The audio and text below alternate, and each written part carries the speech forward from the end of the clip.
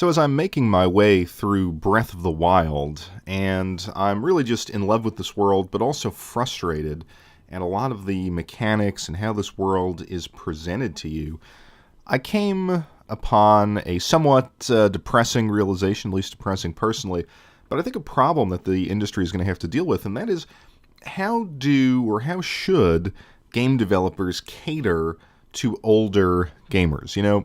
I am 34 right now. I'm going to be 35 this year. And for all my complaining that I do here on YouTube, and for all the valid criticisms and points I bring up, I do still enjoy gaming as my escape, as my hobby. And I think I was just of that generation. I grew up with the NES, and I don't go to movies. I don't really watch television. I find that at the end of the day, if I want to relax for an hour or two, I will play video games. A lot of the times that, I might be playing retro video games, but I do still try to stay current and play some of the newer stuff, and some of it has been very good. Some of it has been less than stellar. But the one thing that's really bothering me about Breath of the Wild is the inventory management, the focus on hunting and gathering different items and cooking and sort of building or buffing equipment after doing all of this. It is incredibly tedious. And so what I love about Breath of the Wild is this world. It is really wonderful. I don't really find it to be empty. I mean, it is not teeming with enemies, but there's a lot to discover. And I think that's really the essence of Zelda games. And this is really what Miyamoto said all those years ago when he was designing the original Legend of Zelda, and that is, I, as a boy, sort of would wander around, I think it was in the outskirts of Kyoto in some park or something like that, and that's where he got kind of that feeling, that idea of Legend of Zelda, and this game captures that beautifully. And I've had wonderful, wonderful experiences just kind of going through the world Nintendo has created. But I'm always forced out of it by these frustrating mechanics that don't add to the game. The cooking and the collecting, to me, seem to be a kind of ludic busy work. And after about an hour, I want to do something else. I don't have unlimited amounts of time. And I think that's really the point, that as you get older, you can't devote hours and hours and hours to a game in most cases. Now, sometimes there'll be a game or a series that'll pull you in and that will kind of erase your adult concerns for a little bit. For me, that was and has always been the Yakuza games, and Skyrim and stuff like that, Fallout. But ultimately, when you have carved out the time in your schedule to game, you don't want to be frustrated. You want to have a sense of progression. You want to work through some of these games, and you want to do it in a manner that respects your time. And this is a new concern. I mean, I think those of us who grew up with gaming, we're now reaching, or at least grew up in the Nintendo era of gaming, we're reaching a point where you have to have a kind of deliberation. Can I devote right now 3 to 4 hours into a game, or can I only play it for an hour? There are all these other responsibilities. There are all these other potential activities, both in terms of entertainment and kind of personal life and responsibility, that's pull on your time. So I think developers are going to have to take that into account. And the analogy that I drew for myself was, I would always ask my father, why are you so into the NFL? With the season tickets and all the different stuff that he would, all of the time and the money that he would devote to the NFL over the years. And I liked it too, but I mean, he, I think, had a closer personal connection with it.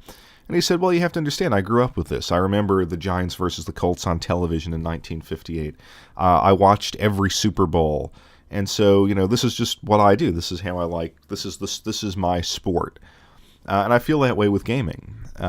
But with anything, even though it's my thing to do, I need to be able to engage with video gaming on terms that aren't frustrating as far as a time crunch and a time sink.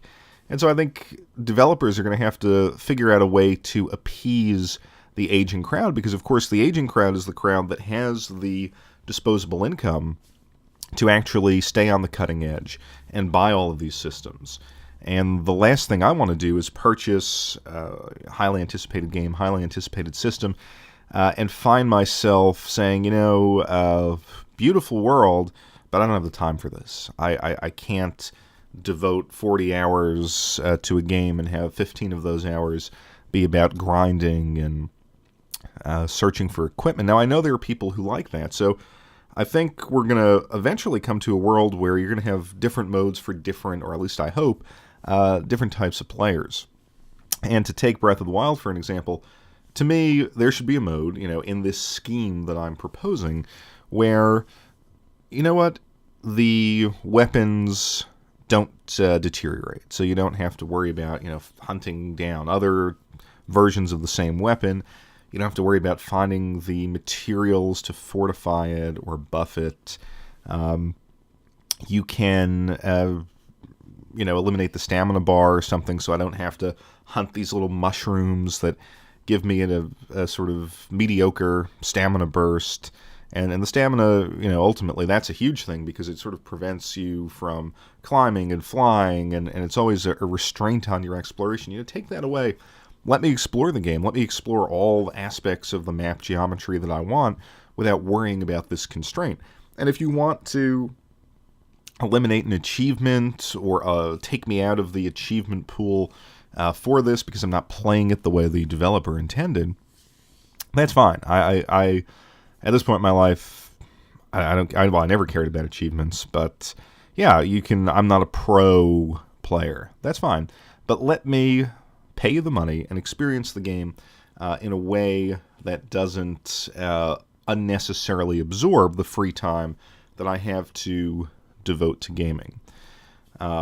We have easy, medium, hard, super hard modes. I think it's time to really take a concern about the player's time.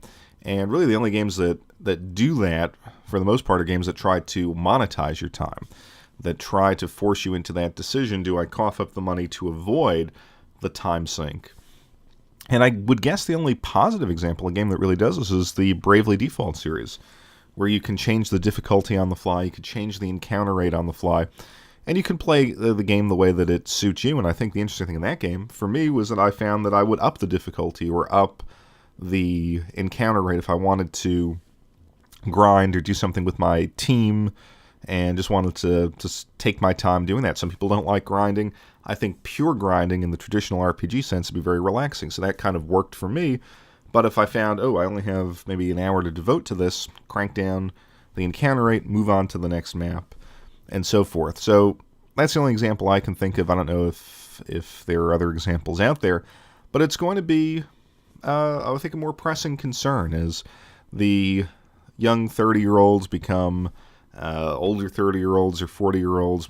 You have kids, you have relationships, you have increasing professional responsibilities, but you still want a game because it's your outlet. Well, then I think the outlet has to be responsive to the way you're forced to structure your actual real-world time and allow you to manipulate the game constraints on your time or the game demands of your time, depending on the game, so that you can enjoy it, you can move through it, you can support the developers, you can support the hobby, but also not feel the need to completely shut out the world so that you can move through the game at a predetermined rate.